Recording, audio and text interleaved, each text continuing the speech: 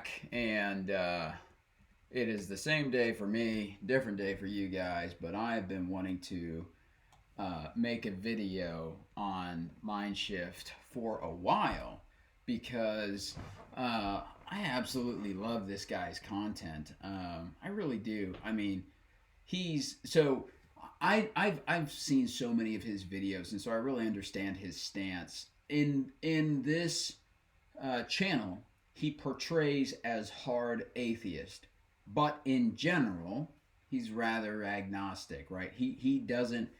His thing is religions create pain.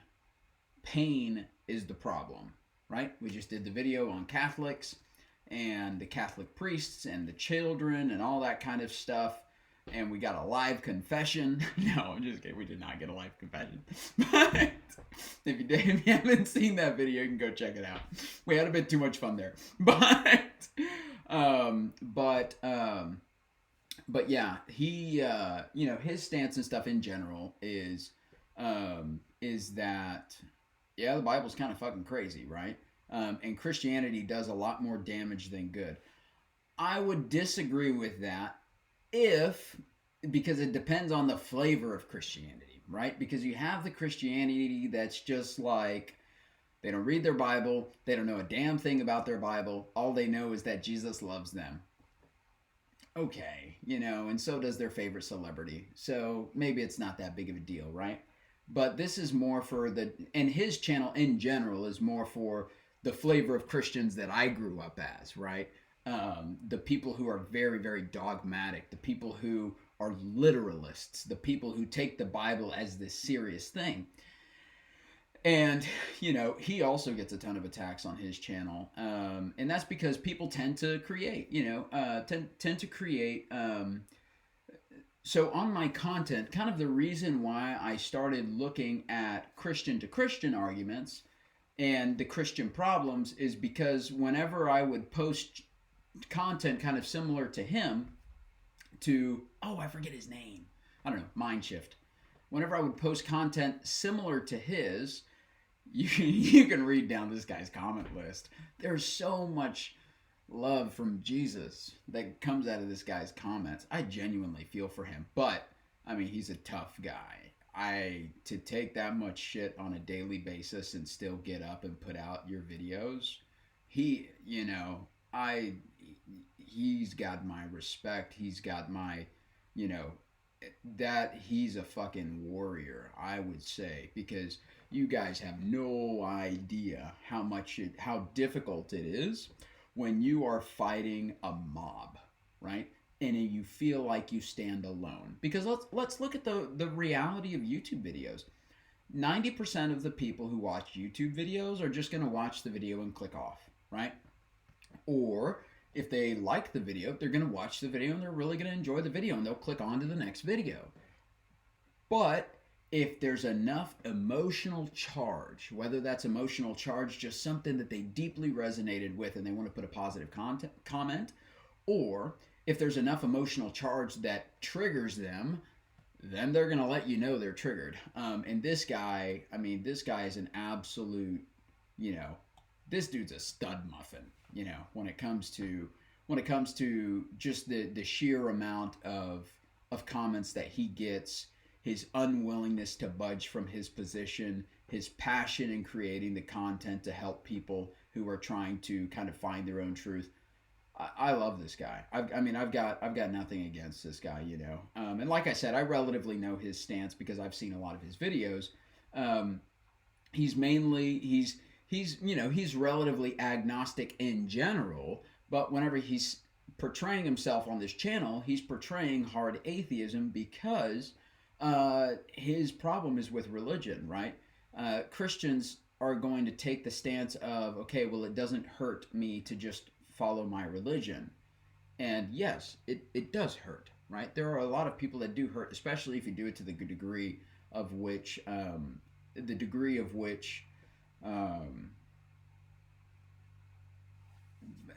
I would say, like, okay, so I don't know anything about the Northeast, the Northwest. I live in the South, okay? I grew up in the South. And so Bible Belt, that whole thing is kind of where I grew up. And that is where, if you look at the statistics, in the Bible Belt sections of the United States, there's increased poverty. There is increased, I want to say, medical health conditions and things like that. And here's the reason, is because Christians expect Jesus to bail them out of everything. You know, they create the problem, and then they pray to Jesus to bail them out of that problem. You know, I don't want to call out, but fuck it. My dad, you know, he used to tell me all the time. He's like, yeah, you know, I really need God to help me, you know, pay off all my credit card debt. And I was like, no, what you need to do is stop swiping that credit card. Let's be real. God doesn't need to help you pay off the credit card debt. Stop swiping the goddamn credit card. You know? And you see that so many times. And the whole idea of the rapture, you know, you have people putting their lives on hold. I would talk to my mom, and their house is in an intense state of disrepair because that's who they are. Because Jesus is coming back. So why fix the house, right? Why am I going to care about this thing? Jesus is going to come back tomorrow anyways, so it doesn't matter. We don't need to live in a nice place. We don't need to spend money to live in a comfortable place. I don't need to take care of my health. Jesus is coming back, and it doesn't matter if I take care of my health, because if I die, I'm just going to go to heaven. And to be frank, heaven's better than this place, so why would I take care of my health? I would rather die than be here.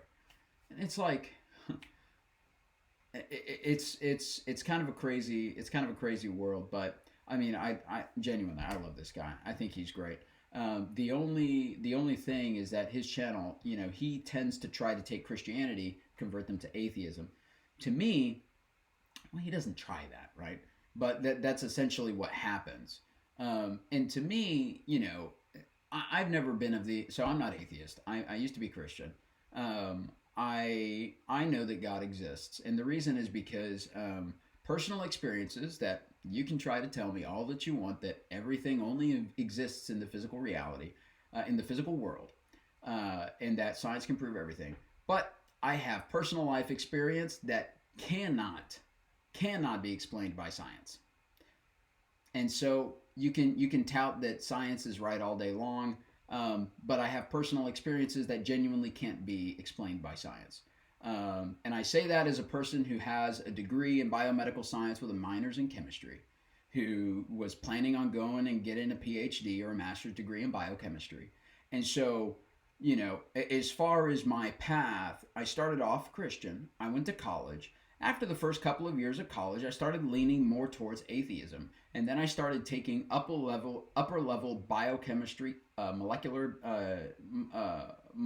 biology, and molecular genetics, and all that kind of the high level courses. And that's where it just comes back through of, oh, yeah, there's creative design here. Now, just because there's creative design does not mean that God from the Bible is the one who creatively designed this place, right? There are hundreds and hundreds and hundreds of creation stories. Christianity trying to sell that they are the only ones that got it right and everybody else is wrong is the same thing that Christians tell to Christians. If you want to debate me on that, go back and look at my videos where Mormons tear Christians apart, Christians tear Jehovah's Witnesses apart, Church of Christ is saying that everybody's going to hell, you know. And so whenever a person's just like, oh, you obviously don't know Christianity, I'm like, I think you don't have enough experience in it. You know, a lot of these baby Christians haven't seen the dirt. So, and I don't mind pointing out dirt. I mean, hell, I had a cleaning company, you know. I clean dirt. That's what I enjoy doing. So to clean dirt, what do you got to do? You got to get it out. You got to bring it out. Let's see the dirt, you know. Don't worry, despite the opening I'm about to give, this is not another Mindshift video on slavery, though they're pretty good, and entirely... I'm going to let this guy advertise. Go look at these videos. He's done so many videos on slavery. This current video is The Curse of Ham and the Making of Christian Racism. So, you know, I'm going to be forthright. I used to be racist. Super, super racist. And the funniest part is I used to be racist towards Hispanics. I'm Hispanic. My dad's white. He's he grew up in the 40s. He was born in 1941, 1942, something like that. Super conservative, super right leaning, and he was a self employed person, and often we were his workforce. So that means that I was riding around in his car all day, every day, hours and hours and hours, listening to Sean Hannity, listening to Rush Limbaugh, listening to all of these ultra conservative platforms. And so I grew up with an intense disdain for Hispanics and for Mexicans and for Hondurans and for Venezuelans and for anybody who came out of Central America. I grew up hating the part of me, basically the part of me that made me look like what I look like. And I don't look that tanned now.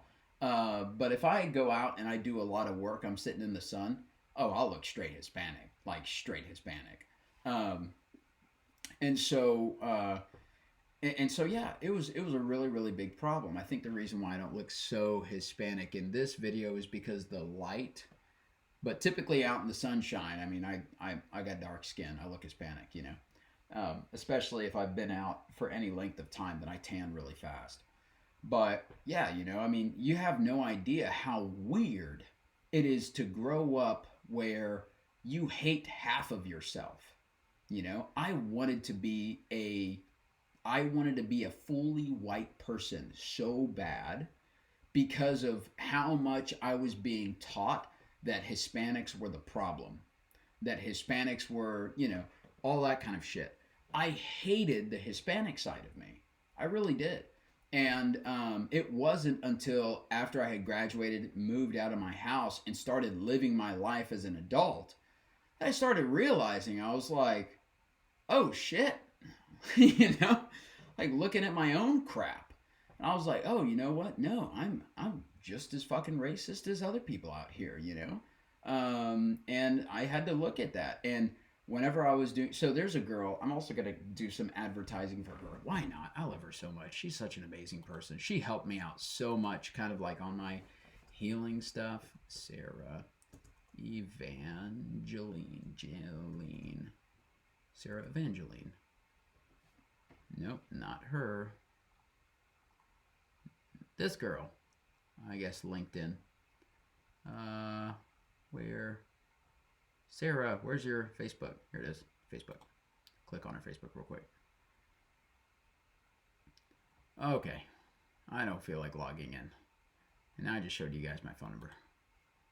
Okay. So this girl, she does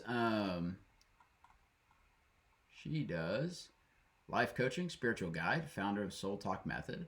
She does a lot of and I guess maybe I'll just like trim up the video a little bit so it covered my phone number, because my phone number briefly popped up onto the screen. Which is not like I'm opposed to getting in contact with you guys. I mean, I'd love to get in contact with you guys. But if this is something that you guys want, I mean, I'm more than happy. I really enjoy doing this stuff. I really do. But in general, I mean, what she does is she's basically a self-love person and an inner child person, and she runs around $400, something like that. I don't know what her prices are now, if she's changed her prices, but right now she's currently not taking on any clients. But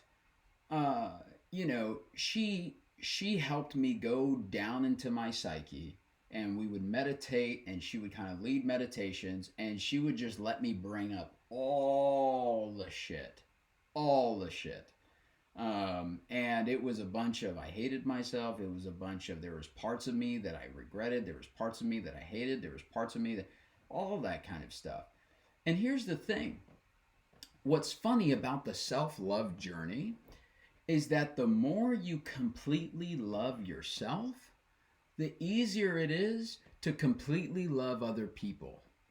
I was shocked to find that whenever I would let myself express the parts of myself that I wanted to express, and I allowed myself the safe space to play, to buy the things that I wanted to buy, to do the things that I wanted to do. And I didn't judge myself for it. And I accepted that. And I allowed myself to have that experience. And I stopped saying that it was a childish thing to have those experiences. When I started doing that, what I found was that whenever other people in general would do it, it stopped bothering me. When another person would go out in public and wear some clothes that made them, feel like they were expressive of themselves, it stopped bothering me.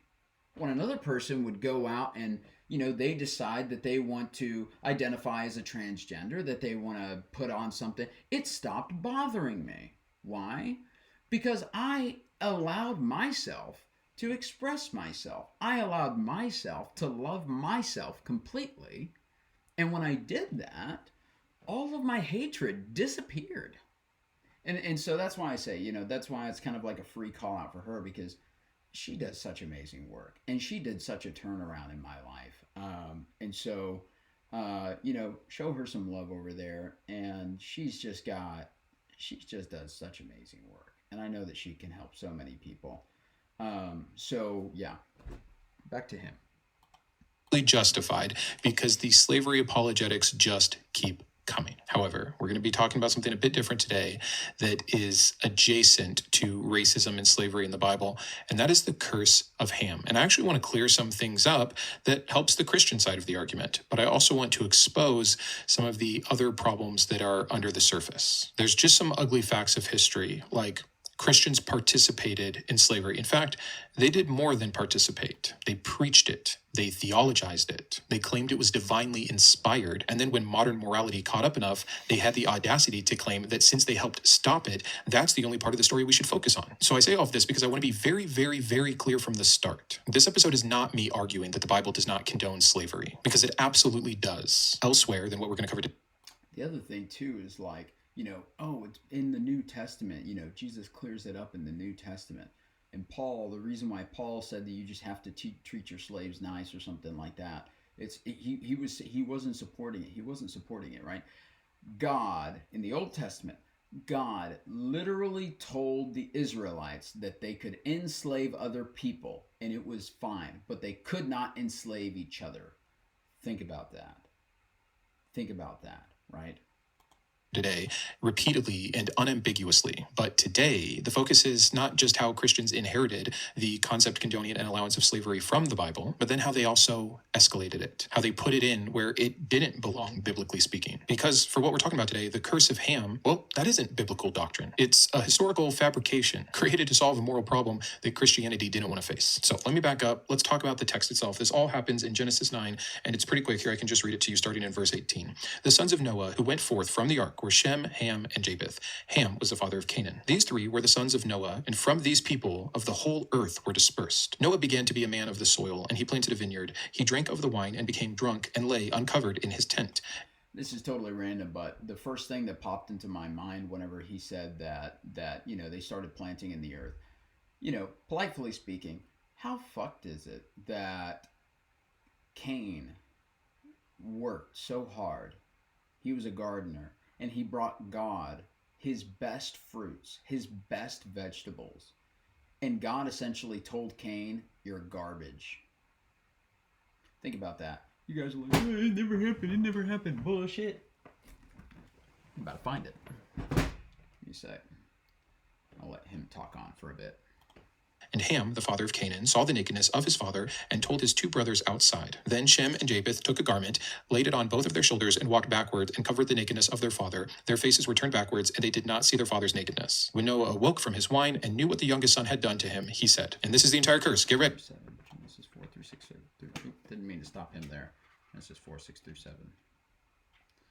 Genesis 4. Genesis 4. 6 through 7. And the Lord said unto Cain, why art thou wroth, and why is thy countenance fallen? If thou doest well, shalt thou not be accepted. If thou doest not well, sin lieth at the door, and unto it shall be desired. And then Cain talked with Abel, his brother, passed in the field, and rose to slay him. And nope, that's not it. That's not what I was. Google, you took me to the wrong spot. 4, 5. Cain to his offering, he had no respect, and Cain was very wroth, and his countenance fell.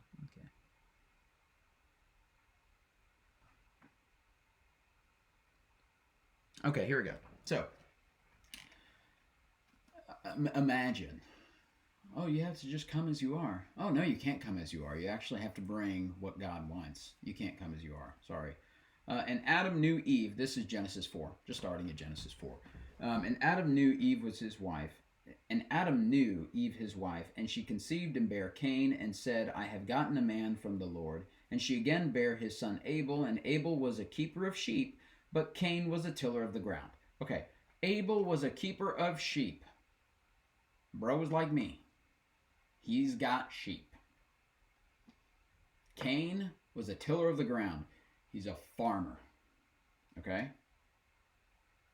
And in process of time it came to pass that Cain brought of the fruit of the ground an offering unto the Lord. And Abel he also brought of the firstlings of his flock and of the fat thereof. And the Lord had respect unto Abel and to his offering, but unto Cain and to his offering he had no respect. He had not respect. And Cain was very wroth, and his countenance fell. Let's not call Cain the problem here. Let's not call Cain the problem here. Let's get one thing straight. Cain is a farmer. Okay? So he's going to be bringing to God what he has. Imagine if I was like, oh, you can come to church. And you don't have to pay a tithe, but just bring me whatever bring me your offerings. And you're like, okay, well, shit, I'm a carpenter, so I guess I'm going to bring you something, I guess I'm going to build something for you. It is your time, it is your energy, it is just as much as your work as the other guy. But the other guy is a goldsmith. How are you going to compete with a goldsmith? How are you going to do that? Right? If you're a carpenter and you do all of your work, and you bring a chest, ornate, beautiful, gorgeous, carved, and your brother deals in Swiss watches and brings a Rolex, it does not mean that you guys had that there were different amounts of effort. Arguably speaking, tilling the ground is harder than raising sheep. You want to know how hard raising sheep is? You give them water. They raise themselves. The female sheep have babies. The babies are taken care of by the mom. You feed. You basically give them water because they eat grass. All you do is give them water. And maybe some minerals here and there. And, small amounts, whatever, iodine, salts. Okay, so maybe you got to take them to salt water occasionally so they can get their minerals if the pasture that they're eating on is not, dense enough in minerals. Cain literally gave something that took more work, that took more effort, that took more patience, that took more expertise than what Abel gave, and God had zero respect for what Cain brought. Because his brother brought a Rolex. This is the God that everybody is like, oh, he is so perfect. He is so kind and fair and just. Ready, this is where everything stems from. Cursed be Canaan, a servant of servants shall he be to his brothers. He also said, Blessed be the Lord, the God of Shem, and let Canaan be his servant. May God enlarge Japheth, and let him dwell in the tents of Shem. Honestly, that sounds more problematic than anything else. And let Canaan be his servant. Ending by saying, after the flood, Noah lived 350 years. All the days of Noah were 950 years, and he died. So that's it. That little passage is where, for centuries, the idea of racism and slavery was justified from the pulpit. So we're going to get to exactly what that message was and how they arrived at that. But first, I want to fill in some more of the context for you. Let's talk about Canaan. Canaan is the son of Ham and what leads to be the Canaanite people. So the story goes. This isn't the first or only time that the Bible will do this. We see something similar with Jacob and Esau. Esau becomes Edom. Edom is forever cursed because God hated Esau even when he was in the mother's womb. Fun stuff like that, where we get specific people that are tied to people groups that are later not favored by God. And thus we get all the justification we want for enslavement and genocide and stealing their women and raping their girls, things like that. The Canaanites were not African, as so many of these preachers would try to get you to believe, that somehow from these three sons, Ham was the black one that led to the descendants of Africa, and thus slavery is totally okay because it was his curse. A curse that, by the way, Noah did, not God did. It's just amazing how twisted this story had to get for it to be used in the way that it was. And you might say, well, Brandon, that doesn't sound like you have a problem with God or the Bible. It sounds like you have a problem with bad people under the guise of Christianity doing bad things and using the Bible as justification. Correct. But also, that's because we picked a verse this time that actually doesn't justify slavery. And it goes to show how easy it is to utilize the Bible in whatever fashion you want. Because the Bible, which was supposedly written by a perfect mind of perfect foreknowledge and all power, couldn't do better when looking into his crystal ball and to see all of the horror and harm that would come from these very vague words, and yet still chose to write them down in this fashion if this God were true. What's actually happening here is we have an ancient text, a collection of ancient texts in different narratives and different genres, written at different times with different purposes and a different voice, being used by people however they want, to justify whatever they want.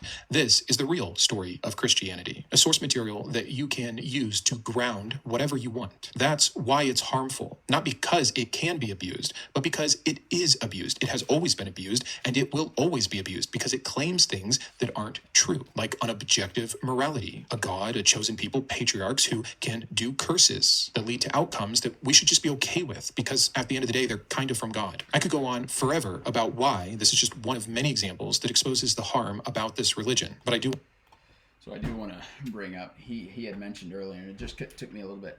I got to get the big Bible because I can't read for crap. I don't have my glasses. 25. Leviticus 25.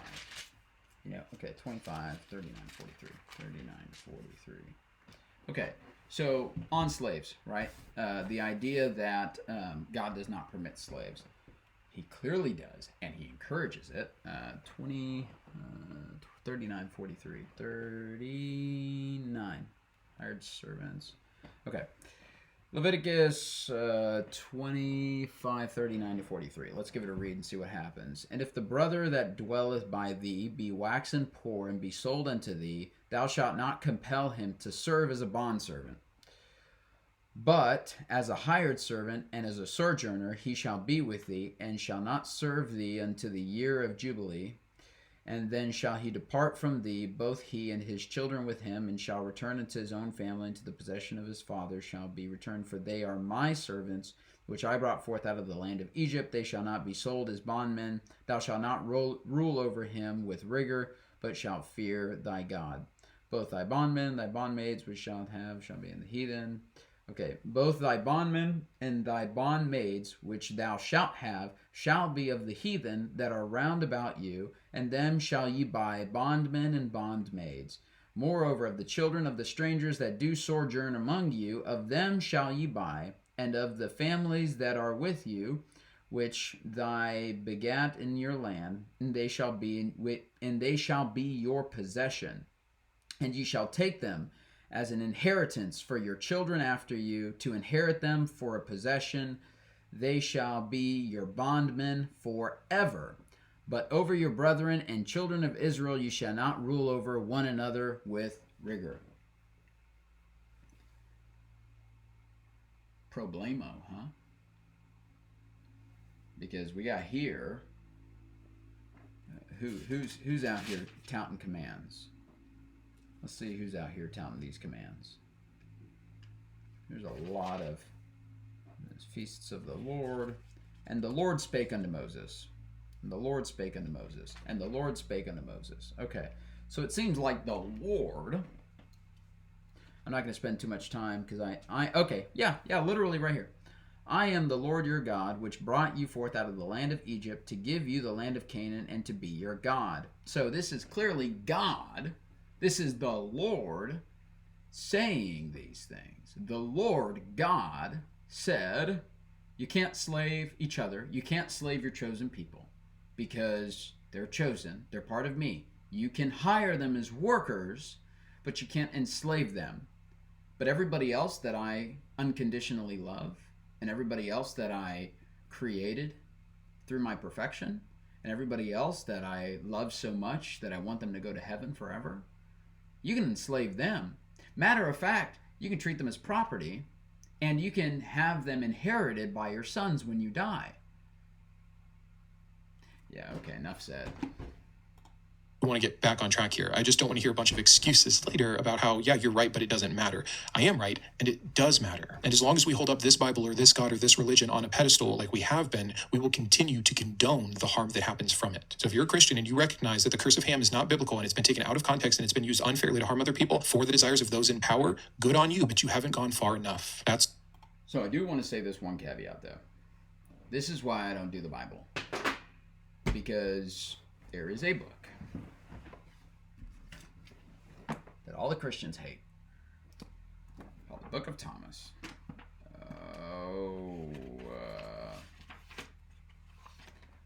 Let me get it out. And from what we know, Gospel of Truth, Prayer of the Apostle Paul, Secret Book of James, Gospel of Truth, Secret Book of John, Gospel of Thomas, with the Greek Gospel of Thomas, 133. There is a book that exists. Ta-da! You can see that. Can you focus, Camarita? Ta-da! This is direct quotes from God, or not from God, from Jesus. These are direct quotes from Jesus, not in any specific order. They are just line by line quotes. They're literally just line by line quotes from Jesus. That is it. And he said, whoever discovers the interpretation of these sayings will not taste death. Jesus said, let one who seeks not stop seeking until one finds. When one finds, one will be troubled. When one is troubled, one will marvel and will reign over all. Jesus said, if your leaders say unto you, look, the kingdom is in heaven, then the birds of heaven will precede you. If they say unto you, it is in the sea, then the fish will precede you. Rather, the kingdom is inside you. Oh shit, heaven's inside me? Oh fuck. And it's outside you. That's impossible. There's nothing but sinners on the outside. Problem. Direct contradiction, straight from the Jesus's mouth. Direct contradiction with everything in the Bible, right? When you know yourselves, then you will be known, and you will understand that you are children of the living Father.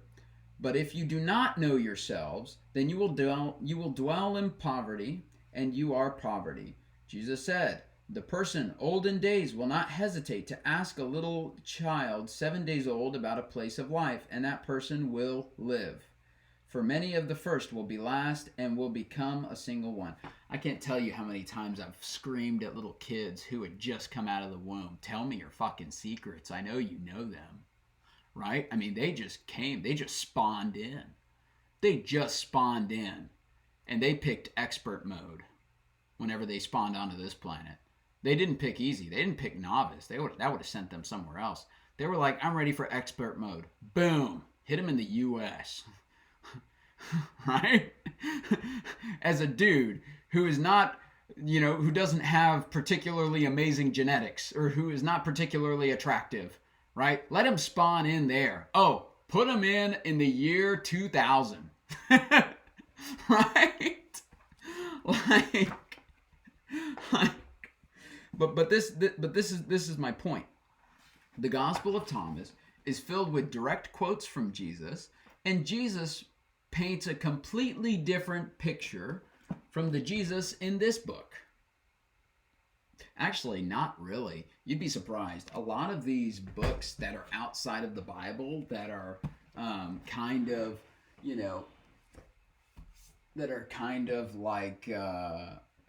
outside teachings of Jesus, you'd be surprised. Well, I've got more up there, but I don't feel like pulling them all out. You'd be surprised. A lot of these books go hand in hand with what Jesus taught in the Bible, but starkly disagree with what Paul said. There's even a Gospel of Mary, because Mary was Jesus's girlfriend. I said it. Oh, I'm going to burn in hell. That's okay. As we just saw in the last video, Church of Christ says that all Christians are going to burn in hell, so I don't feel so bad anymore. one of the points here. Back on track though. What this is an ideological myth, an origin myth, a story that tries to explain the origins or reasons behind natural phenomenon, social customs, cult practices, the world at large. This is what most mythology is doing. It's trying to fill a gap where we didn't have all the knowledge and say, this is how we arrived here. This is why. Here's the story that explains it. And in this particular case, it is retroactive, meaning after the fact, justification for Israelite dominance and destruction of the Canaanite people. And that's the context for the Genesis 9 story. It's reflecting later political realities to explain conquest in the past. It is not predicting the future. Let me move into talking about the timeline here so that you can understand how we know that. Genesis is finalized, written down, amalgamated, and collected around the 5th or 6th century BCE. Yes, the oral tradition would have gone back further than that. This is during or shortly after their time in captivity in Babylon. But when do they think the events that are talked about in Genesis 9 happened? Well, we can utilize that same source material, the Bible, to get the answer. Noah is said to be 10 generations after Adam. The genealogies are all over Genesis. You can look at chapters 5, 10, or 11. Working backwards from later biblical chronologies, we can see that somewhere between 23 and 2500 BCE is when the flood would have happened. Some even give it an exact date, 2348. So this is all based off the internal biblical chronology, not historical evidence, which is the other thing that's hilarious here. For every progressive Christian that understands that Genesis is allegorical and doesn't try to take anything literal like a 7-day creation, a 6,000-year-old earth, or a worldwide flood where sloths come from South America, yet then within the same context of a story, these being the only people on earth after an ark that saved these 8 people, can go right back into a literal reading and profess how they understand that the curse of Ham is the excuse to the slaughter of the Canaanites or the later enslavement of Africans. Like, it's so asinine. And again, not all Christians believe all parts of that, but some can go halfway and then still mess up completely, and some are just believing all of the nonsense all the way through. But my point here is simple. Using even the most absolutely charitable givings of time frame about the earliest this could have been written down. So a lot of Christians have the idea that the planet's 6,000 years old, right? Göbekli Tepe is about 11,000 to 12,000 years old. It's basically a site where early humans, they have their, inscriptions of God and things like that on there. The Karahan Tepe, the Bon Kalulu Tarla, I'm butchering these. The Mendik Tepe in Turkey are a part of the Stone Hills, and they date back to over 11,000 years ago, 10,000 and 9,500 BCE. Representing complex pre-pottery Neolithic settlements with ritual structures that predate Göbekli Tepe's main phases. So, 12,000 years old, 11,000 years old, maybe 13,000 years old. Shit's old. And to say that the planet's only 6,000, we have human beings who predate, twice that. And so, okay, like the oldest human, well, I guess humans have evolved a lot over the years. Triggered plenty of Christians with that statement. What is the oldest found human fossil? I actually think I have a book on it. Oh, it wouldn't be here because I've moved quite a bit. I have a book that's named Fossil or something like that. Dated to about 2.8 million years ago, showing the earliest Homo sapien. No, this is Homo just in general. Okay, so just Homo is dated back to 2.8 million years ago. It seems like the oldest Homo sapien is from Jebel Irhoud, Morocco, around 300,000 to 315,000 years old. How do we know that? With carbon dating. You can't trust carbon dating. Look it up. Yeah, you can. It's pretty basic science. As you consume, as you do things, carbon, the radioactive carbon that naturally exists in the environment accumulates inside of your body, and assuming basic diet, standard things, there's a certain amount that is stored. As that radiation essentially kind of dwindles, we can measure the half-life of that radioactive carbon, and we can date based off of how much of that radioactive carbon is present inside of the material. It's pretty standard stuff. And so if you say the half-life of this specific standard, let's make the math easy. 1,000,000 years. Okay, this carbon isotope will typically last for 1 million years of constant ingestion. If you find a skeleton that has been dead for 20 years, then what you'll notice is that the carbon, the isotope, is basically going to read at 1 million years, right? There's not going to be any decrease in the life of that specific carbon isotope. And so as the carbon isotope, its half-life, it puts off the radiation, right? Its half-life is getting smaller and smaller and smaller and smaller. And so what you do is you take that small little bit and compare it to the standard procedure. And what's the difference is what you assume to be the age of whatever fossil. Okay, so maybe they're off by 1,000 years. Maybe they're off by 500 years. Maybe they're off by 5,000 years. Still doesn't change the fact that 315,000 years and 6,000 years are two dramatically different numbers. So, the idea that, and this is why, a lot of his arguments are about the book of Genesis. I refuse to believe the book of Genesis because oral tradition? We're going to argue word for word based off of a bunch of compiled stories that nobody really knows how they got together. It's all assumed.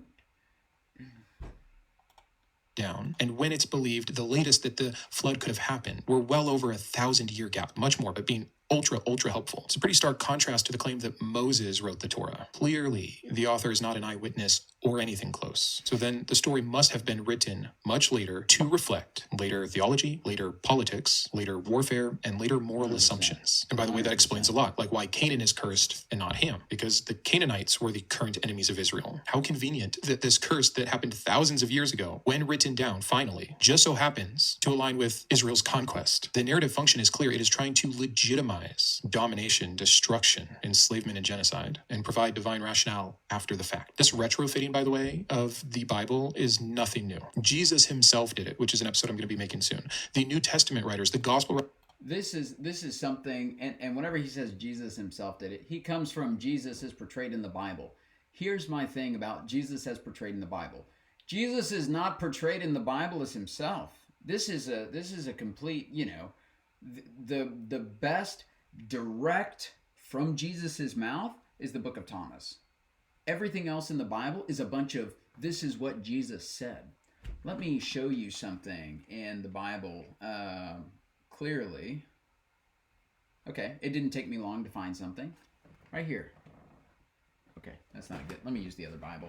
I'm not going to look at that verse because I know that there's so many times in the Bible that it's done. I don't even have to. You just kind of scan. Oh, here we go. Didn't take long.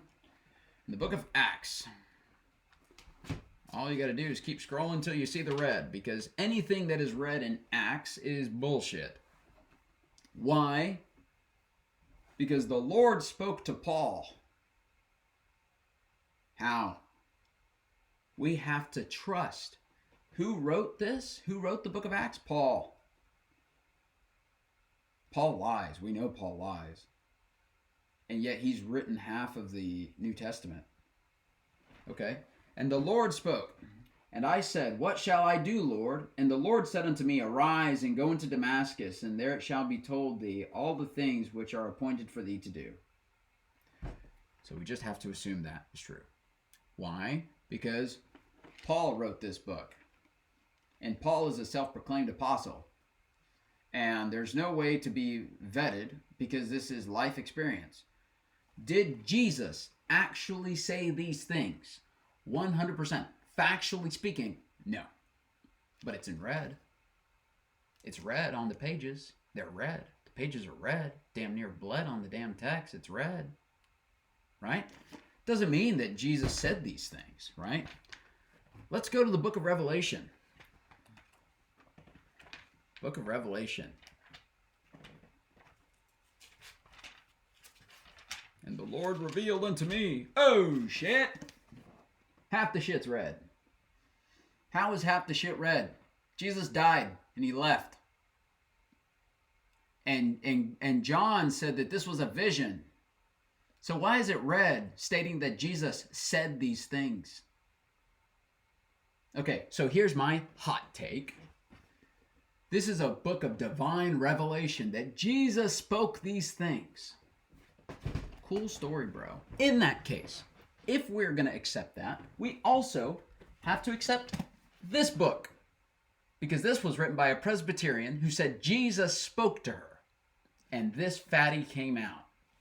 Look how thick that is. Look how thick that is. Jesus spoke into this woman and said, it's me, the Lord Jesus, start writing. And this crap came out of this Presbyterian woman, rejected by the church. Why? Because it's not biblical. It aligns more with Jesus's direct teachings from Thomas, from the book of Thomas, from the Nag Hammadi, which, if anybody doesn't know what the Nag Hammadi is, it's what we found in the 40s. It's the Dead Sea Scrolls. Okay? So it aligns with that. And it aligns with a lot of things that Jesus said when he was alive. Not what he supposedly said later. This is all supposedly said. Book of Revelation, half the shit's read. Okay? And my favorite thing to, if we do want to take that route, my favorite thing to point out is always chapter 2 of Revelation. In the book of Acts, Paul said that he was rejected by every single church in Asia. In Revelation chapter 2, Jesus congratulates the church at Ephesus for rejecting false apostles and trying them and finding them to be liars. We know that the churches in Asia told Paul he was a liar. Here Jesus is in the book of Revelation, supposedly speaking, because we know that Jesus isn't actually speaking. He is not in his body speaking. So in that case, anybody who has a dream about Jesus saying something must be taken serious, because we apparently take this shit serious. And hold on, let them write out their text, so that way we can argue the book that they make word for word. This one.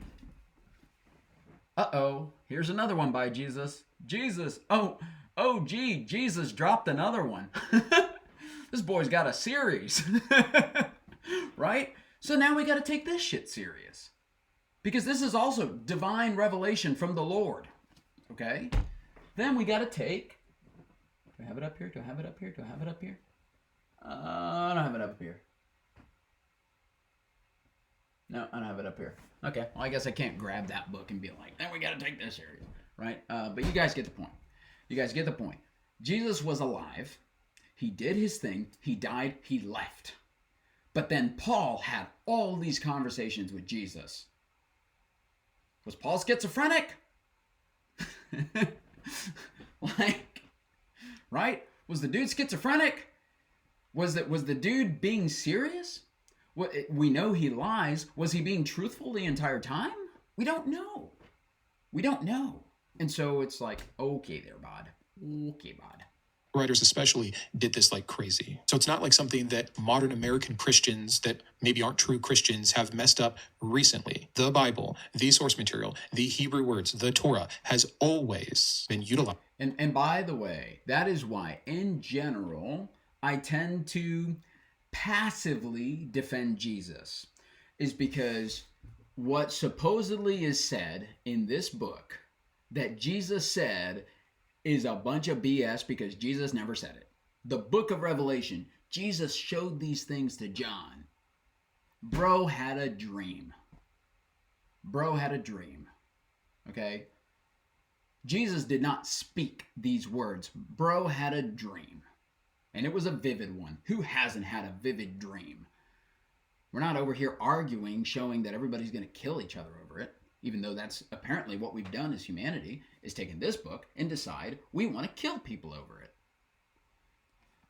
Okay. So then just fess up to that, right? The book of Acts. The book of Acts has there should not be a red letter in the book of Acts. Why? Because Jesus didn't speak those words. Paul said Jesus said those words. And we know Paul lies. Because Paul said, I, the apostle of Jesus. Bro, nobody appointed you an apostle, because the apostles are typically seen as those who have spent significant amount of time with Jesus. So then why is it that the person who was appointed an apostle of Jesus, self-appointed, as an apostle of Jesus, had a big problem and a big fight and a big argument over Jesus's teachings with a person who actually spent time with Jesus, who is actually an apostle of Jesus. Paul, why are you starting beef with Peter? Right? Let's go to that real quick, because that's kind of something that's always a problem, right? Where does Paul confront Peter? Okay, Galatians 2:11 through 14. Galatians, it's just such a small text. I'm going to use the big one. Galatians, Matthew, Mark, Luke, John, Romans, 1st, 2nd Corinthians, Philippians, Colossians, Hebrews, Timothy, Hebrews, James, Peter. Look, guys, I don't read this shit. I don't know where Galatians is at. Ephesians, Philippians. What the fuck? Where did Galatians go? First, 2nd, 3rd, from Acts. Galatians. Found you. Galatians. 2:11 through 14. Galatians 2. 11 through 14. I really should be highlighting these things because I've turned to this thing so many times. Galatians. Paul's charge against Peter. Now, first of all, Galatians, written by Paul. So we understand the perspective of the author. Bro is always going to side with himself. Nobody is out here writing books saying that they were in the wrong, especially not with a guy who apparently had so much ego that God had to send him a messenger of Satan so that he should not be elated, right? The Bible doesn't say God sent to him a messenger of Satan. No, the Bible doesn't say God sent to him a messenger of Satan.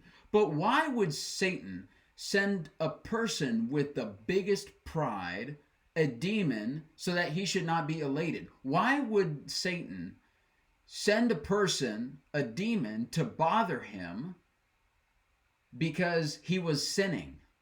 No, Satan would be there saying, "Oh, Paul, you are the best. Oh, Paul, you know what? You might even be better than Jesus." Satan would be feeding into that because that is what would topple Paul into going into hell. So why would Satan say, no, we need to calm him down. He is getting too proud. He's getting too prideful. We need to buffet his pride, so let's send him a demon. No. Satan would say, "Oh, that's right, Paul, we've got you with your pride, dog. Yeah, you know what? I think you are better than Jesus. Matter of fact, maybe they should be worshiping you." That's what Satan would do. But no, they were sent to say, okay, so who sent it? Satan's not sending it.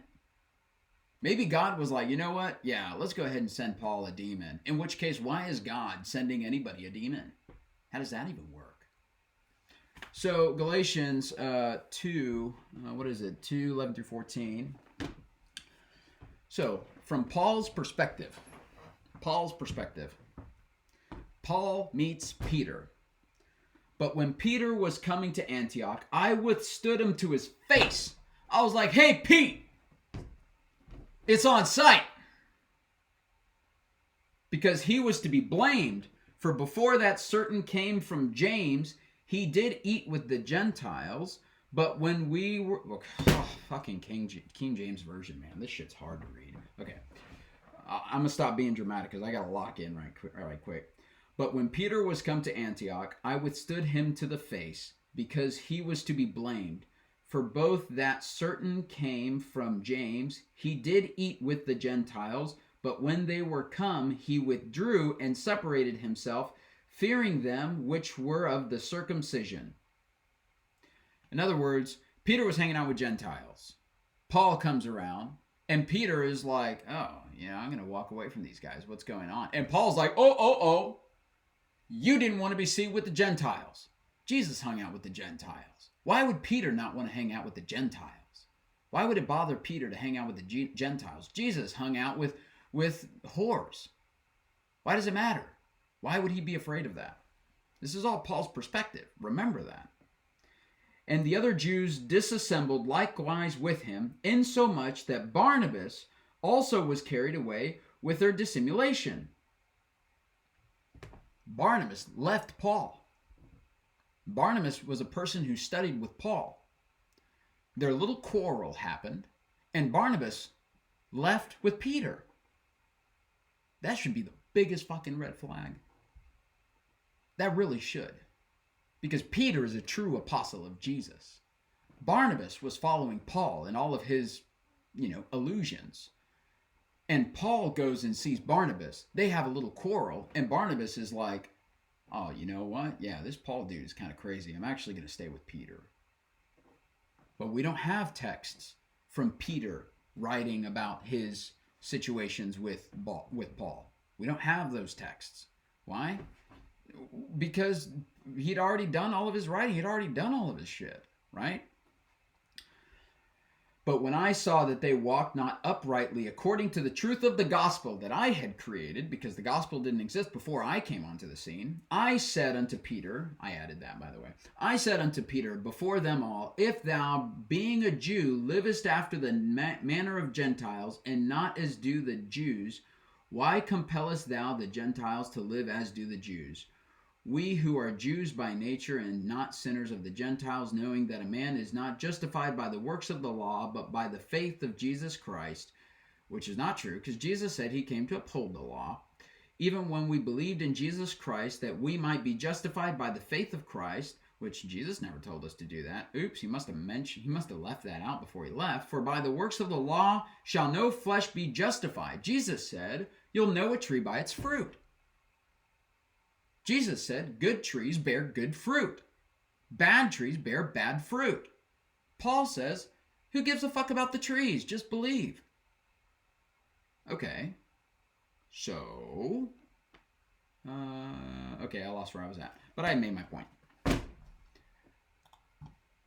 To help whoever has the power to do whatever they already wanted to do. And I'll show you that here a bit more at the end. Let me get back on track. A lot of tangents today. I apologize. Getting back to the timeline issue, it works on both sides. If you think about when it was written versus the event it describes, but then you think about the transatlantic slave trade, what this story tries to justify, or I should say, what Christians here utilize the story to try to justify. So for over 1,500 years of Jewish reading and interpretation, there was zero racial reading in this. There was zero African identification in this, and zero doctrine of blackness as a curse. Clearly, we cannot, just with this little bit of information, just the time frame explanation, be foolish enough to think that this is an actual biblical doctrine that just so happened to be correctly interpreted at the exact time when Europeans wanted free labor at the cost of the slave trade. But that's what you would have to believe if you're the kind of person that ascribes the curse of Ham as being about how black people are lesser than, or owning them as slaves is totally okay, which short version of what the curse of Ham is in its interpretation later on by those in power. So how,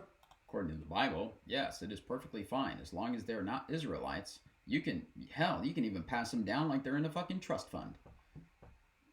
did the story change? When did this reinterpretation, rewrite happen? Well, as Europeans begin to encounter Africa and Africans, geography already is getting retrofitted onto Genesis. Ham becomes African. We have to explain this. If we take that one part of the verse that says, from these three sons, you know what, let me read it exactly. I'm getting the words wrong. These three were the sons of Noah, and from these the people of the whole earth were dispersed. Well, now the earth is a bit bigger than it used to be. And I'm not talking about Egypt, which was known back then, or things like that. I'm talking about the whole of Africa, the whole of Asia, eventually the Americas. We have to come up biblically with how we're going to explain this. And you don't go back to Adam and Eve because you have the flood, so you go back to the sons of Noah. And if Ham is the cursed one, then Ham must be the black one. I mean, honestly, it's kind of that ridiculously simple. Canaan disappears entirely, by the way. It's not useful anymore. And I want to make sure you're picking up both of these points. You have the authors of Genesis in the 5th and 6th century BCE writing down a previously oral tradition in a way that justifies their current behavior. And then that current behavior,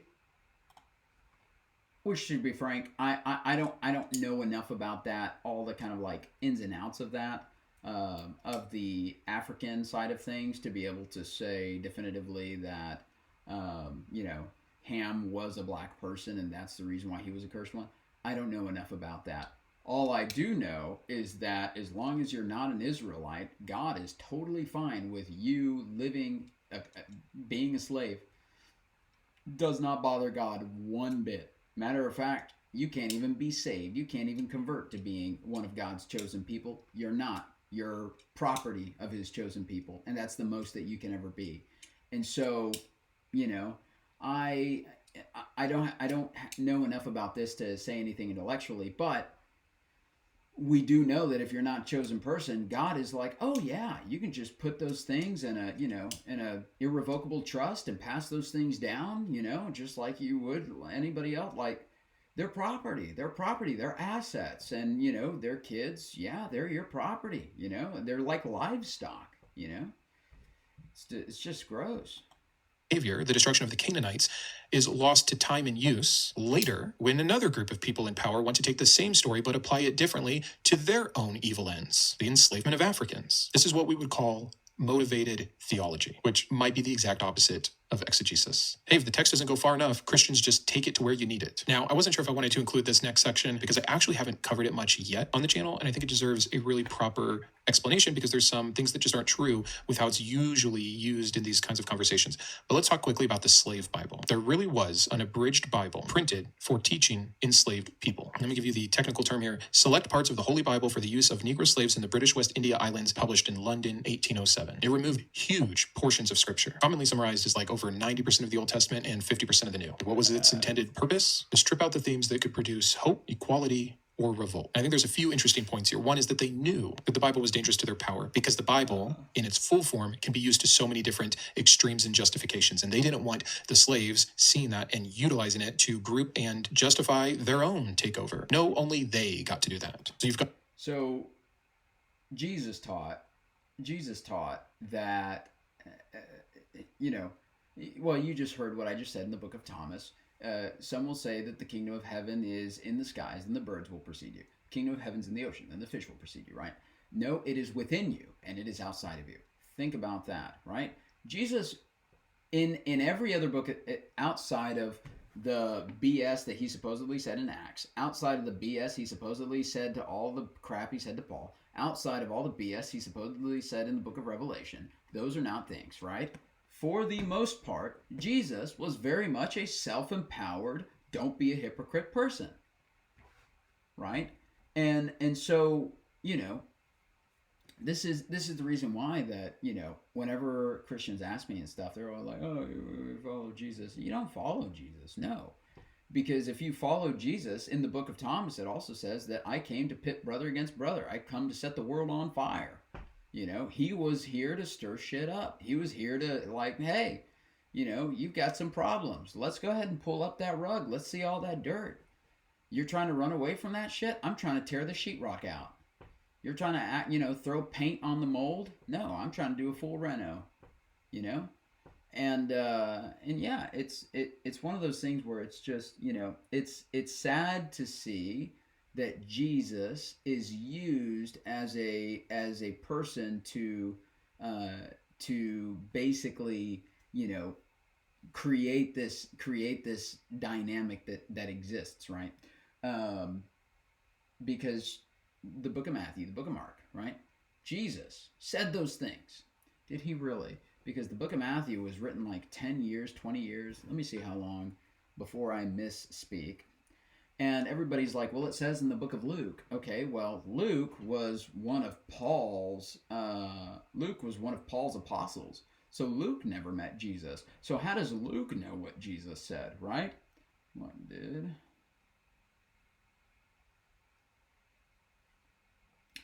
Okay, no, the gospel written Luke did not meet Jesus personally during his earthly ministry. He was a Gentile physician and was a close companion of Paul, writing his gospel and the Acts of the Apostles by carefully investigating the compiling accounts from eyewitness and early Christian leaders. So we look at Acts, we look at Luke. That's Paul. Luke's writing about Paul. All right, so let's look at Matthew. How long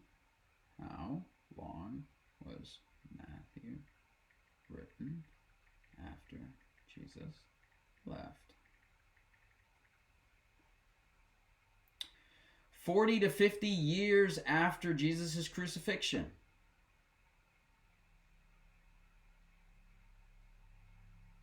Dog. Imagine you were 30 and Jesus did his thing and you were right there with Jesus. You were around 30 years old. And then you waited till you were, 70, 80? Did people live that long to start writing?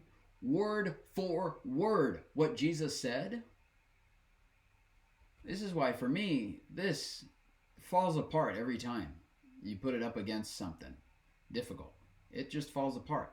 How do we know to the point to where we can curse people to hell? How do we know that we can judge people, that we can, to the point to where we are literally hating people? Let's be real. If you're homosexual in an intense Baptist church like I grew up in, you were probably suicidal. And if you were one of those poor souls that did kill themselves, how do we know that it is worth getting a person to push themselves to the suicide point based off of the frickin' words in this shit?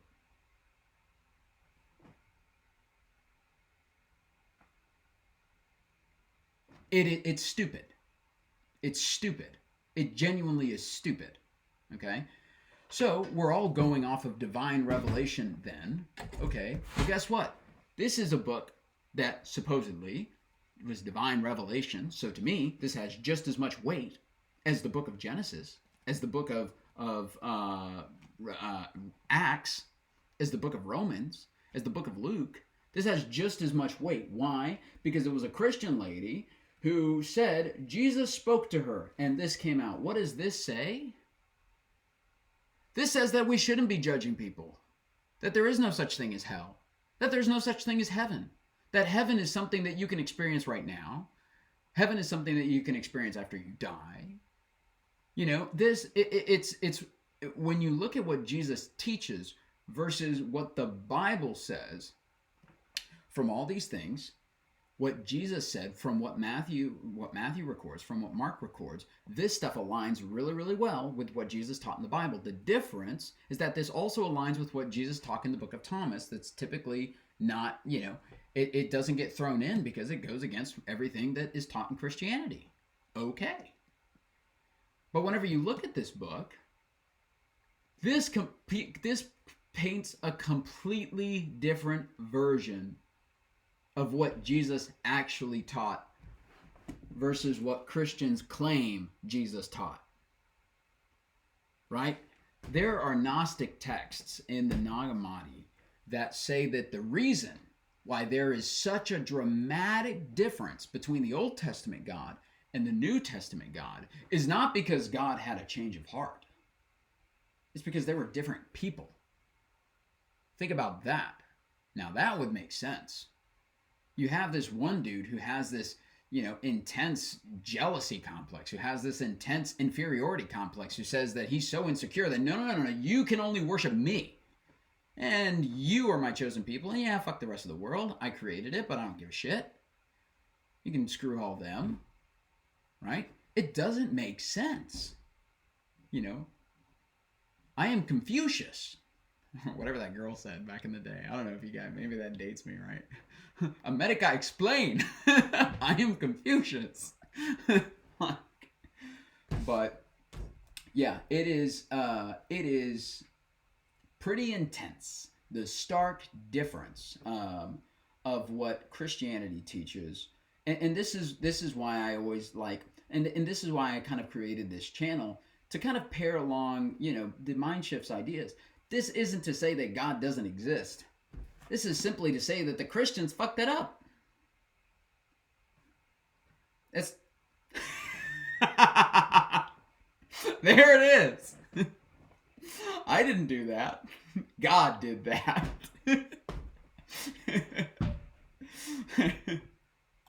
Got to remove most of the Exodus, liberation from slavery. We can't have that. We need to get rid of all that stupid wording in the New Testament about equality found in Christ. The goal was simply to emphasize the parts about needing to be obedient and docile and remove any parts that would allude to freedom. And the link here, by the way, the reason I even brought up the slave Bible is the shared strategy. It's all about controlling meaning, not honest reading. And I don't even know if honest reading is really possible at this point with what the Bible has become. That's an issue for another day. But these are the same two things, and it's with a related topic. The proof text invention that is the Curse of Ham, and the content control, which is the slave Bible. What do we see here about what Christians are willing to do? Well, if the Bible doesn't say what you need it to, you can just make it say that. And if the Bible says something you don't like or that would hurt you, you can remove it. Christianity has always been like this. It has been something that is managed. I love my mom, but I just to fuck with her, because she is so hateful. She's such a hateful person, but she likes to call my sister. My sister's gay. Okay, the person that she birthed is gay, and she's always been that way. And everybody kind of knew it because she wasn't a really girly girl, right? My mom has completely disowned her. Has multiple times called her the devil, jokingly. Told her that she is filled with demons and needs to go to church to be saved. Has actively done these like crazy little rituals to attempt to get demons to leave my sister, right? And my sister, suicidal. Because she doesn't want to live on a planet where her mother doesn't love her. And I don't blame her for that. That's fucked. I'm sorry, but that's fucked. You're going to be born into a family system where the family system, the religion of the family system is going to tell you that you're fucked up and that you are the problem. They're going to gaslight you into telling you that these are the beliefs that what do you call it? That God didn't make you this way? That this is your decision to be this way? And that you have to, by God, either have these desires for the opposite sex or just suppress them for the rest of your life? It's a fucked system. Like, I'm sorry. This is why I left. By those in power for their ends. It's so simple when you can just zoom out far enough. I've said before that meaning wasn't discovered, that it was manufactured when we're talking specifically about the Bible. But this is like the perfect case example to show you exactly what I mean by that, how exactly the manufacturing happens. As far as I can see, there's 3 layers of manufacturing going on here. First, you have the manufactured genealogy. Genesis curses Canaan, not Ham. But pro-slavery theology quietly shifts the curse to Ham, then to all Hamites, then to all Africans, because I guess those are the same now, and then just to black people in general. And that's how you get articles like the one I saw the other day. I'll put it up on the screen. I think it was the leader of the KKK, which no surprise here, but talking about how biblically he doesn't think black people can be saved. It never ceases to shock me how awful and stupid people can be, and religion is just the perfect tool for them. So there's the first manufacturing. The second is biology. The Bible does not link the curse to skin color, period, because that wouldn't make any sense. It's 3 sons of the same father. So you've got to do some manufacturing. You've got to start with curse and then move to lineage and then phenotype. And then you get this permanent inferiority. Even that permanence is actually the third manufacturing. Which, talk about phenotypes. Let's talk about phenotypes for just a second, right? Phenotypes is what is expressed based off of environmental conditions that cause your genetic material to express different parts. Okay? Oh man, it's been so many years. But there's basically these things where if you take, because here's the reality. Your DNA holds the DNA of all of your ancestors, right? And we've seen the scientific experiments where a person who has encountered intense hurt passes that hurt genetically onto their offspring, right? There was an experiment done where they took lab rats, and they took these lab rats, exposed them to the scent of orchids, and at the time of exposing them to the scent of orchids, shocked the fuck out of them. Science can be brutal, but let's give it, it's important research. I don't condone it. Poor fucking rats. I hope that they got to live a life of eating cheesecake, but they shocked them completely every time. Smell orchids, shock. Smell orchids, shock. Smell orchids, shock. Or in human terms, make money, lose it all. Make money, lose it all. Make money, lose it all. Put yourself out there, get rejected. Put yourself out there, get rejected. Put yourself out there, get rejected. Put yourself out there, get rejected. Right? This hurt gets passed down to the next generation. What they found was that they stopped shocking the rats for a period of time, and then they allowed those rats to have kids. Whenever those kids were exposed to the smell of orchids, there was uncontrollable fear that they could not explain. Now think about that in your life. Somebody drops $100,000 into your pocket. You get scared because you don't know how to handle it. Maybe it's not your problem. Maybe you're dealing with genetic shit from your great-great-great-great-great-great-great-great-great-great-great-great-great-great-great-great because one time he came across 3 grapes and he fucked it up. Right? He was like, oh shit, I've got a whole moose. Fuck. How am I going to keep a whole moose when I've got these grizzly bears that want my moose, when I've got all these tribe people that want my moose, and I had to work so hard to kill this moose, and now this moose is mine. And that gets passed down genetically is now I can't handle $100,000. Right? And so here's the thing. You know,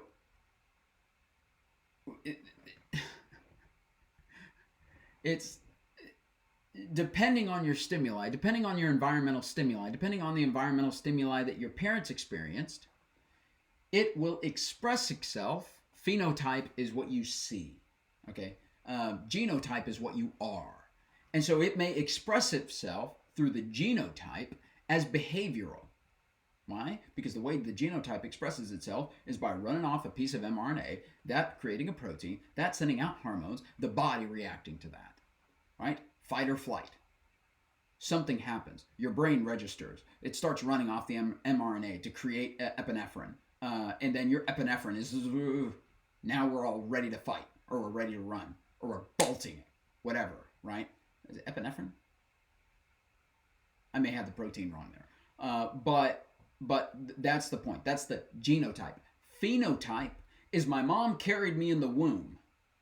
And the entire time I was carried inside of the womb, my mom was in the Arctic. And so because my mom was in the Arctic, my phenotype is that I have a larger nose so that my nasal passage can warm the air as it passes into my lungs. I have a stockier body. So that way I'm more isolated. My central heat is more inward. Or your phenotype can be while you were being carried as a baby, your mom was experiencing a hell. She lived in the frickin' tropics. And it was constantly 110 degrees outside. And so then your body, as it develops, decides to express different genetics to create different body structure, to adapt to the environment that you're currently living in. Your body is smart. This is what it does, right? So what does it do? If you're in a place with a lot of sun and your mom is having to create a lot of melanin to protect her from the UV, then you are going to be born with more melanin already in your skin because the phenotype, the genetic expression from your mom is that she's living in a place where this is advantageous. So we need to give that to the child, right? That's why in hot climates, people tend to be thin. Why? To dissipate heat. Why cold climates, Scotsmen tend to be thick to retain the heat. This is phenotypic expression. What does Genesis 9 say? What is it really talking about? It's a family oracle. But the pro-slavery theology turns it into a universal and timeless decree. That's crazy. Like, how many different ways do you have to get this verse wrong to do this? And yet, not a ton of opposition, by the way, for a long time about the curse of Ham being applied to black people. An important and interesting question here is, well, if we have these other verses in the Bible that do so easily condone slavery, like Leviticus 25:44 through 46, why not just use those? Why go through all of this work? And I think the easy answer is that using a verse like this goes even further back, which adds more legitimacy to it. This is something that happened in Genesis. This is something that is tied to the new world after the second remaking, straight from Noah himself, and it racializes the slavery. Now, you can make good arguments in Leviticus 25:44 through 46 that because it is only allowed to buy and own slaves for life as property and pass them down as inheritance from the nations around you, that we get the same kind of closer ethnic-based slavery. But if you can convince people that the curse of Ham is specific to that and to black people, then you can just have a heyday in your transatlantic slave trade. I'm open to other issues or reasons, but I think sometimes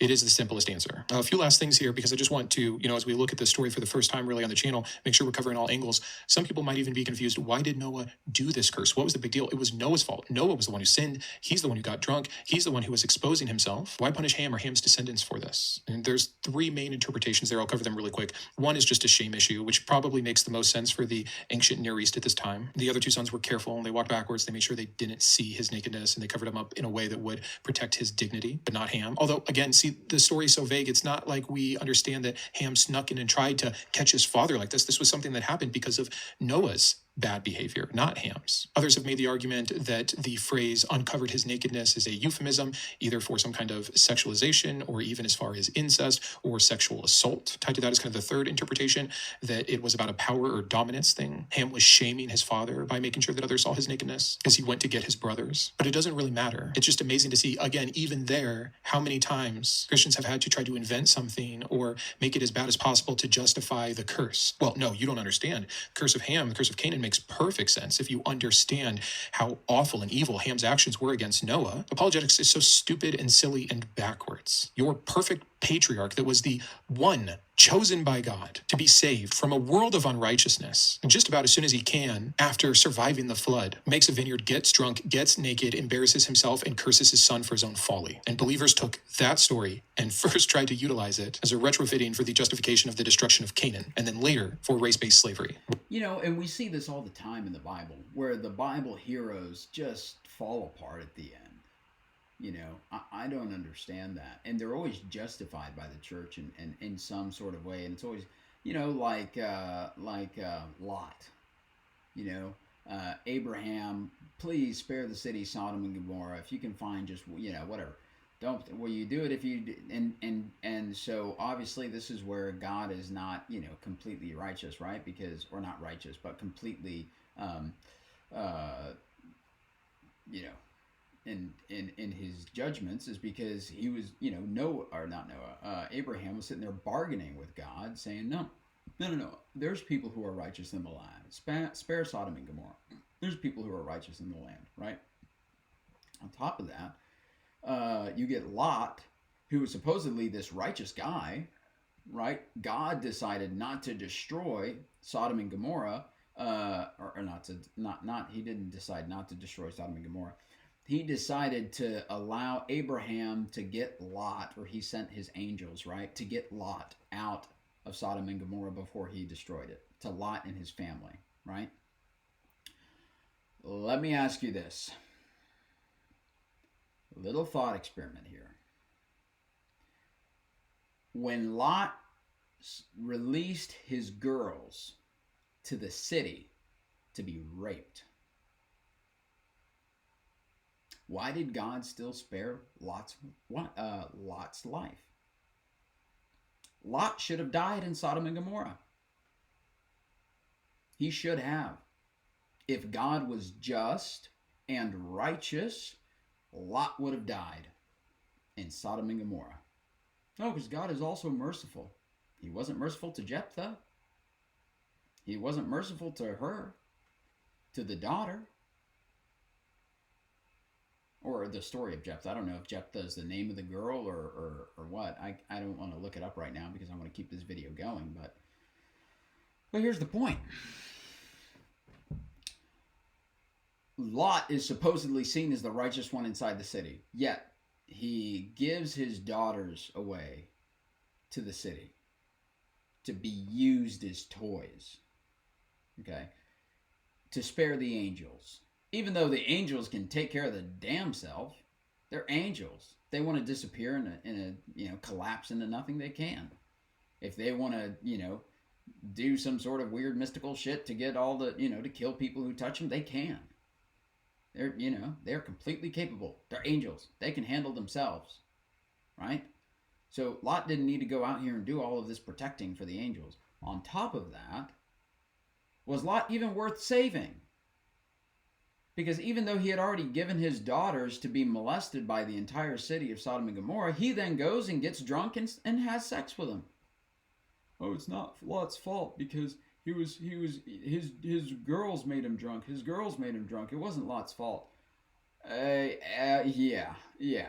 Okay, so if I'm sitting here throwing back bottles of wine, oh my God, it's not my fault I'm getting drunk. The Bible clearly says not to get drunk. Lot knew not to get drunk, and he's sitting there throwing back bottles of wine. Oh my God, oh, it's happening to me. Oh, shots after shots. Oh, these shots, they're happening to me. Oh my God.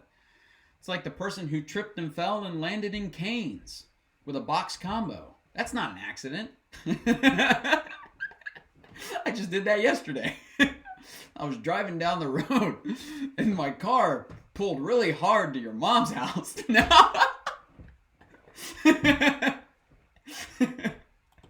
When will the world grow up? Surely not at the hands of religion. We're nearing the end here. I do just want to cover very quickly some of the typical objections you get. And I tried to do so at the beginning, but the first one is going to be, well, hey, Brandon, that's not what Christians believe today, or that's not what all Christians believe. So once again, moral progress came after theology, after God was done speaking and explaining things and commanding things. Got it. That's not the win you think it is. Just like it's not the win you think it is when you say, well, hey, without Christians, we might not have stopped the slave trade so soon. It's a trite analogy, but I don't give credit to the arsonist firefighter. Well, Brandon, people are going to misuse the Bible. Cool. Then admit that the Bible is dangerously unstable and obviously then not the product of a perfect mind with foreknowledge and omnipotence. Or admit that it is all of those things, and thus then your God is inept or evil or apathetic. You can't have it all the ways you want it. Here's the main point we're going to close out. It's pretty funny to me that the larger pattern here is that God and or religion and or the Bible and or theology, whatever you want to say, always seems to side with power. God's will, the will of the creator of the universe, coincidentally, seems clearest to whoever holds authority at the time. No one else sees an issue here. It's just so obviously sad to me. And again, this episode isn't me trying to clear the... Which I realize now I didn't finish a thought that I had said earlier. So the idea of why the Old Testament God is so different from Jesus is because from the Gnostic texts, the Old Testament God is a completely different dude. Oh, I already said that. That's right. I'm sorry. I'm starting to realize that now. There is, in the Gnostic texts, there is this idea of a monad and a demiurge, right? And the demiurge are the darker forces of the earth, and the monad are the lighter forces of the earth. And so in the Gnostic text, this is a gross simplification. In the Gnostic texts, the God of the Bible is kind of seen as the king of the demiurge, which is like the king of all the darker beings on the planet, right? And so then you have this story of this girl named, I guess I could just do this, Sophia, right? Now, that's not to say that any of this is true. That's not to say that any of this is 100% accurate, okay? But these are Gnostic texts of the time, right? These are books that were written alongside all of the stuff that was written in the Bible, right? The Gnostic text, and they're hidden away. Why are they hidden away? Because the Catholics love burning shit, right? If it's a book, let's burn it, right? Because the only book you should ever need in your life is the Bible, right? And so, but truth always tends to resurface, no matter how much you try to suppress it. Shit comes up because, you know, that's just how things happen. What do you call it? So the demiurge is this all supreme, the God of the Bible is, you know, the idea is that he is like the king of the demiurge. His name is Yaldabaoth, and that he creates this planet, but he is not a god of life, and so he can't breathe life into these things that he's created. And so Sophia, being the one who created this Yaldabaoth, came down and gave the breath of her life, the breath of her divinity, with Adam. And once again, I don't believe in Adam and Eve, but it's just, all of these are just stories, right? They're all stories, and you shouldn't take them literally. The Bible shouldn't be taken literally. If you look at King Solomon, well, we'll eventually do a video on that, but the idea that a demon ruled over, you know, Israel for however much time, and nobody knew it, nobody realized that a demon was in control of the throne. Oh, come on. That's not really what happened, you know. But so the idea is that Sophia breathed her feminine life force, her feminine love force, her light being, because she's a part of the monad, if you would. I don't know if that's 100% accurate. And that is the one spark of divine truth that we have on this planet, made by a bunch of crazy control freaks, right? And so when you look at the Old Testament under the guides of, this is a crazy God, then it makes sense. Yeah, it's a crazy God. It's pretty correct, right? And then when you look at Jesus as a person who, you know, there's, in the Gnostic texts, it says that Sophia wore Jesus. In other words, the queen of the monad, if you would, or the high being, or the, Abrasax, or all those other kind of beings that are like these really, really high beings that are supposedly above the God that we, worship in the Old Testament. The story there goes that that Sophia wore Jesus, and that Jesus was pointing everybody to the one true God, right? And so that explains why you can have this dramatic difference of this jealous God who's cray cray, who loves blood, and then you have Jesus saying, "No, God just loves you, and you are the Son of God." It is simple as that. It is a full stop. There's a period at the end of that sentence, and that's it, right? And so these are interesting stories. These are interesting thoughts. They're interesting ideas. But to be frank, that makes much more sense in explaining the Bible than essentially what the Christians are putting out, that the Bible is the inherent, perfect word, inspired word of God, which is what inerrant, not inherent, inerrant, which is no errors. Bible's good name. The Bible has a horrific name. It says many horrific things when you even read it correctly and in context. And yet still, believers had to go further. They wanted their cake and they wanted to eat it too, and they wanted it with all the frosting and toppings and all the other extraordinary things that they desired. How bad is your religion when you already have a horrible source material, but then your believers go out of the way to change it or lie about it to make it even worse, again, for their benefit? Wouldn't it be cool if religion, God, the Bible, whatever, actually confronted injustice instead of continually adapt? One of the random things that I was gonna add is that in the Eastern stuff with Jesus in this book here, an important distinction. The Bible, it just says, "and Jesus said," right? In that book, recorded when Jesus was in the eastern part of the world, which makes complete logical sense, even though the Christians deny it tooth and nail, because they don't want that book to be the truth, because then salvation is not the forgiveness of sins. Salvation is then returning to your childlike pure self. That's a big problem, because childlike pure self cannot be governed, because there's no fear there. There's no fear of hell, right? But let me get to the thought.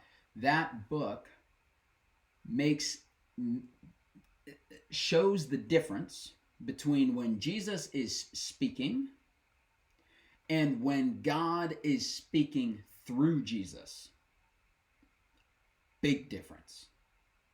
In the Bible, no one says that God spoke through Jesus. It is Jesus said. So then it is assumed Jesus is God, right? But in other books, it says God spoke through the mouth of Jesus. Big diff there, because now you put Jesus more as a channeler than an actual God. So, right. Let's get to it.